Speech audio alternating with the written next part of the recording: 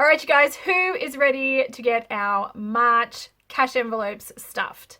Well, not me. That's why it's already like the 9th of March and I haven't done it yet.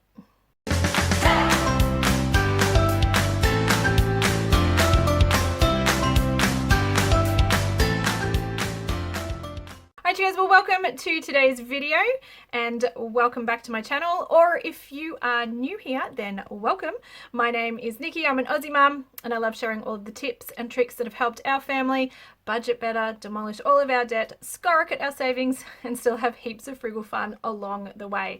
So if that sounds like something that might be right up your alley, I hope you join us here for all the fun. Maybe even consider hitting that little subscribe button down below. All right, well, if you guys are new around here, just a couple of things that you probably should know about us before we jump into today's cash stuffing video. Firstly, we do a month ahead budget, which means we do budget for the entire month. We stuff our cash envelopes for the entire month. And the other thing that we do, which is a little bit different, is we actually stockpile all of our income from one month, and then that's what we divvy up and use in the following month. So we don't get paid monthly, but we kind of act like we do. And one of the big reasons why we really like doing that is because when you get paid fortnightly but you budget monthly, you actually end up with a couple of extra pays in your back pocket, because there are a couple of months throughout the year that are actually a 3 fortnight pay month. But if you are budgeting monthly and you stick to that monthly, you'll actually have a couple of months where you have more income than what you normally do. So basically that's why we do it. The other thing that we do is we budget using sinking funds. So that really helps to smooth out our budget. We put a set amount aside each month into one of our sinking funds, and then if we have any bills that come out of those categories, we pay out of that sinking fund account, which means that most months our budget, particularly for the reoccurring expenses, is pretty much the same. In fact, I can actually set a lot of this just to auto deposit, transfer from our holding tank account across into our various sinking funds and spending accounts, and I don't have to do anything, which is how you can end up in a situation where it is actually the second week of the month and you still haven't done your budget. Of course, there are a couple of things that I need to do hands-on. Any month-specific expenses that need to be handled, obviously I need to do that. I need to go and pay any bills that are due unless they automatically come out of those accounts. And of course, I need to go and get the cash for our cash envelopes so we can actually have some funds in there so we can do things like go grocery shopping and put fuel in our cars. All right, well, that's enough talking for me. How about I turn this around and I show you what is happening in our budget and our cash envelopes this month, even though it is, you know, a little bit late. All right, you guys, well, let's jump in and get started. Now, if I didn't mention this before, or if you guys are new around here, we do a split budget, which means some of our expenses are handled in cash envelopes, and some are still managed on our card or in our account. So we do some things that are still direct debits and BPays, and we use our ATM cards for some categories, and then we use cash envelopes for other ones. And what we like to do primarily is categories that are variable expenses. Those are the ones that can have multiple purchases throughout the month that I just find it's easier to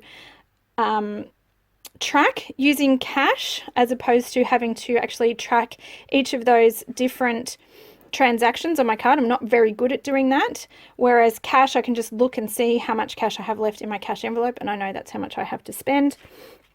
And then the other things that happen on our card are like paying utilities and things like that, which is just easier to do as an online transaction. So that's basically how we do it. It's a split budget cash management system, and it's all just about sort of finding out what works for each individual budget. So this wallet that I'm using and loving at the moment is my cash envelope wallet. It's by Treasury. These are fantastic. They have heaps of room for all of your cards and bits and pieces like that. But then they have this fantastic section at the back which has room for all your different categories.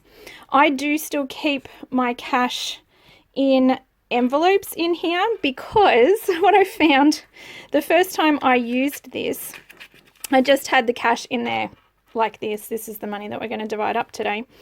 And when I opened it, there was just a whole heap of money there. So I kind of went a little bit silly. I do better when my money is out of sight, out of mind. So again, that's just learning where your strengths and weaknesses are, and that's one of my weaknesses, and I've just learnt to work with that and deal with that because that is the reality of my situation. All right, so I have gone to the bank and pulled out some cash, but I am also very late in doing this little job of mine and also recording today's video. So there are a couple of categories that are going to be a little bit out of whack because I have taken some money out of them.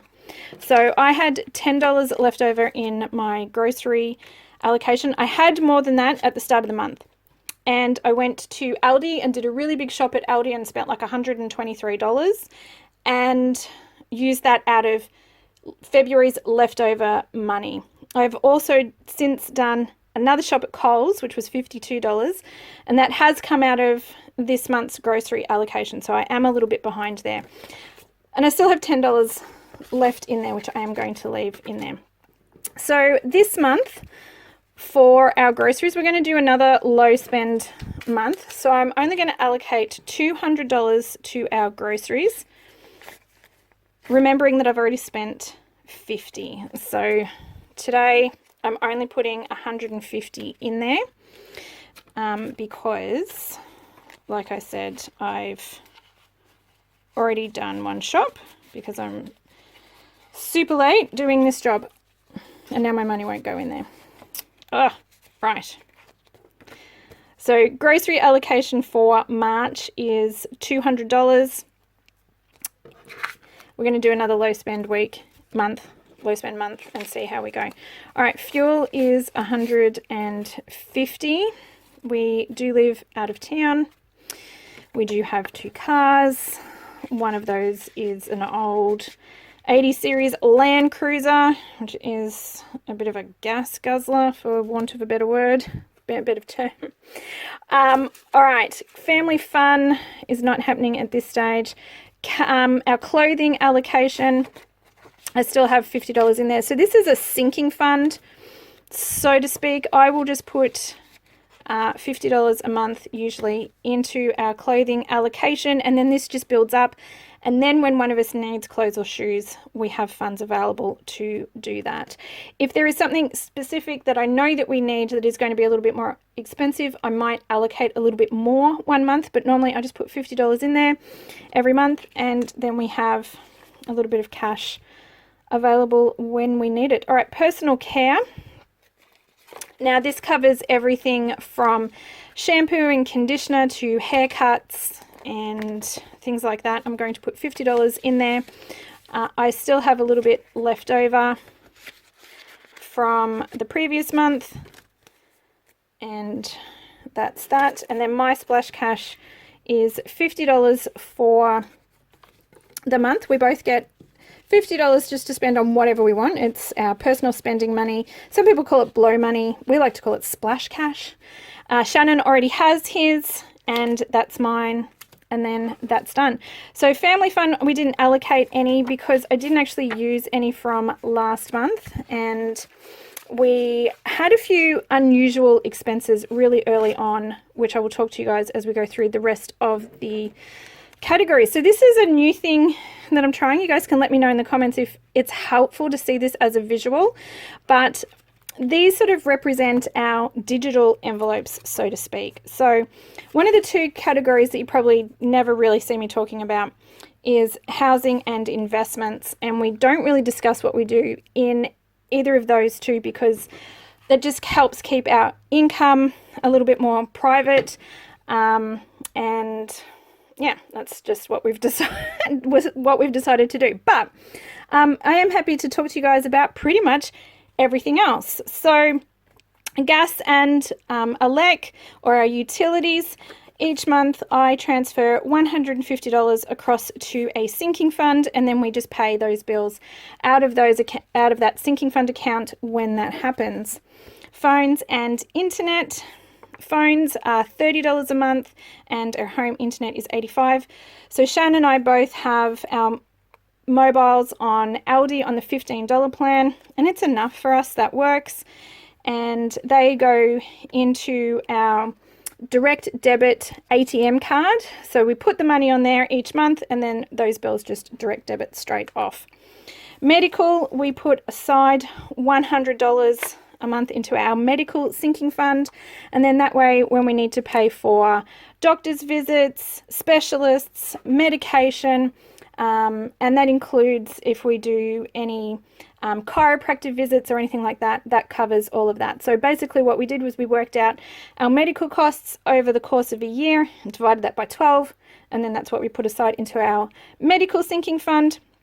And then we pay for that on our miscellaneous card, ATM card, and immediately transfer the money over that we need to use for that. We do a similar sort of thing with our car maintenance. So $350 a month goes into our car maintenance sinking fund, and that covers everything for our 2 cars, our camper trailer and our caravan, and is everything for servicing, tires, registration, insurance, roadside assistance, all of that jazz. And again, same thing, we added up everything over the last 12 months, divided it by 12, and then that's what we transfer across. And then if we need anything out of that account, we transfer the money from that sinking fund onto our miscellaneous ATM card and pay for it. Gifts and special occasions. So this is Christmas, birthdays, anniversaries, Easter, all of that sort of stuff. $50 a month we put aside for all of those sorts of things. I've had a few people tell me that they don't think that's enough, which I find really interesting. We don't spend a lot on those sorts of things. We would rather do experiences, and we cap our gift giving pretty low, but it doesn't seem to be a problem for our extended family. And we don't really do a lot for what I sort of think is commercialized holidays and events. So yes, I'm a bit of a Grinch, and not just at Christmas, but anyways. That's our gifts and special occasions.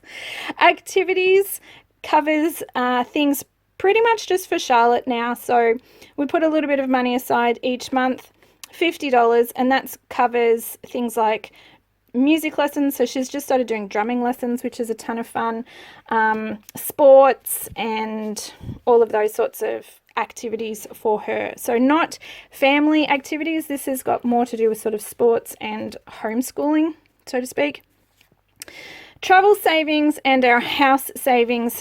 These two are our sort of big goals at the moment, and they don't have a monthly amount that goes across. It's whatever we determine that we can save this month. So this month we're not putting anything across into travel savings. Our house savings, we are putting $800 aside into that, and I will bump that up with any extra income that we can come across throughout the month. I also have 2 accounts that are for short-term savings goals, so they vary and change, and once we've achieved that goal, then I'll change this account for something else. So in the past we've saved up and got Shan some DJ stuff. We've saved up and bought a new fridge freezer for our 4-wheel drive. Those sorts of things that we can't cash flow in a single month, but they're short-term savings goals, and we can usually reach them within a couple of months and then move on and save up for something else. There are a couple of cash envelopes this month that I've chosen not to fill, or I should say we've chosen not to fill, not me personally. Shan and I do sit down the last Friday of every month and talk about our budget and decide what we're going to do for the month ahead. And once again, we've decided not to put anything aside for our date night. Eating out is not going to be cash. I did leave some funds on the card so that we could, oh, sorry about that. Little intermission. So eating out, I didn't put any cash aside for, but I did leave some funds in our miscellaneous spending. Alcohol, we didn't put any money aside for. And miscellaneous, this is the big one. So this was a bit different. We went and looked at a house at the beginning of the month, and it was 4 hours away from where we are now.